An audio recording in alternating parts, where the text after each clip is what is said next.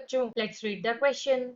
In froth flotation method, the role of collectors is A option is to enhance the non-wettability of mineral particles. B option is to enhance the wettability of the mineral particles. C option is to stabilize the froth and D option is both A and. तो यहाँ से इस question में हमारा की concept क्या कहता है कि हमें यहाँ पे बताना है the role of collectors in froth flotation method. अब देखिए फ्रोथ फ्लोटेशन के प्रोसेस में हम लोग क्या करते हैं कि एक इस तरीके का हम यहाँ पर कोई भी एक सेल या कंटेनर यहाँ पर लेते हैं और इसमें अपना ओर यहाँ पर ऐड कर देते हैं। ये जो ओर है ये यहाँ पर स्लरी की फॉर्म में यानी वाटर के साथ मिक्स करके स्लरी की फॉर्म में ऐड किया जाता है।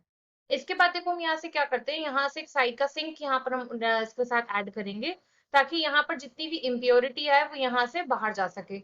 फिर हम क्या करते हैं यहाँ से कि हम एक एयर जेट यहाँ से इंसर्ट कराते हैं जिससे बहुत स्पीड के साथ एयर यहाँ इस सोल्यूशन में पास की जा सके। फिर हम क्या करते हैं यहाँ पर बेसिकली जो फ्रोथ फ्लोटेशन मेथड है वो सल्फाइड ओर्स को सेपरेट करने के काम आता है।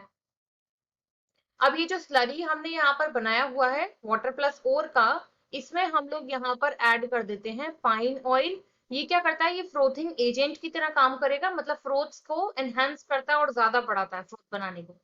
जब हम कंटिन्यूअसली यहाँ पर एयर पास करते हैं तो यहाँ पर क्या हुआ कि जो ऑयल की वजह से हम ऐसा अज्यूम करते हैं कि हमारा जो ओर है वो हाइड्रोफोबिक है और ऑयल ने उसके ऊपर इस तरीके से एक लेयर बना दिया है कि उसका जो हाइड्रोफोबिक कैरेक्टर है वो ज्यादा इंक्रीज हो गया है।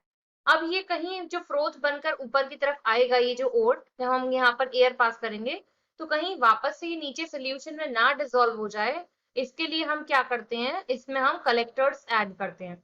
ये कलेक्टर्स बेसिकली क्या होते हैं, हमारे कलेक्टर्स हम यहाँ पर ले सकते हैं जैसे कि हमने लिया इथाइल ज़ैंथेट। इथाइल ज़ैंथेट के अलावा हम यहाँ पर ले सकते हैं पोटेशियम इथाइल ज़ैंथेट। ये क्या करते हैं, ये जो आपका ओर था यहाँ पर जो कि ऑलरेडी हाइड्रोफोबिक था, ये उसका नॉन वेटेबल कैरेक्टर बढ़ाते हैं, मतलब उसको इस तरीके से उसके एक लेयर को या ओर के पार्टिकल्स को इस तरीके से सराउंड करते हैं कि वो वाटर में और ज्यादा हाइड्रोफोबिक हो जाता है, वाटर रिपेलेंट हो जाता है। तो उसके साथ साथ क्या करते हैं कि यहाँ जो फ्रोथ यहाँ ऊपर आपको एग्जिस्ट कर जाता है या मिल जाता है, ये उसकी स्टेबिलिटी को यहाँ पर बढ़ाते हैं। तो अब हम यहाँ से ऑप्शंस की अगर बात करें, ए में वो हमसे कह रहा है to enhance the non wettability of the mineral particles, बिल्कुल ठीक है। जो भी आपको यहाँ पर मिनरल ओर सेपरेट करना है उसकी नॉन वेटेबिलिटी कैरेक्टर बढ़ा दिया ताकि वो ज्यादा उसमें डिसॉल्व ना हो जाए। बी ऑप्शन की बात करें to enhance the wettability of mineral particles, ये गलत हो जाएगा। वेटेबिलिटी अगर हमने बढ़ा दिया तो क्या होगा कि फ्रोथ और ज्यादा डिसॉल्व हो जाएगा। ऐसे में क्या है, जो हमारा गैंग्यू पार्टिकल है, जो हमारा इम्प्योरिटीज है, वो भी वाटर में डिसॉल्व है और भी अगर डिसॉल्व हो गया तो सेपरेट करना मुश्किल हो जाएगा।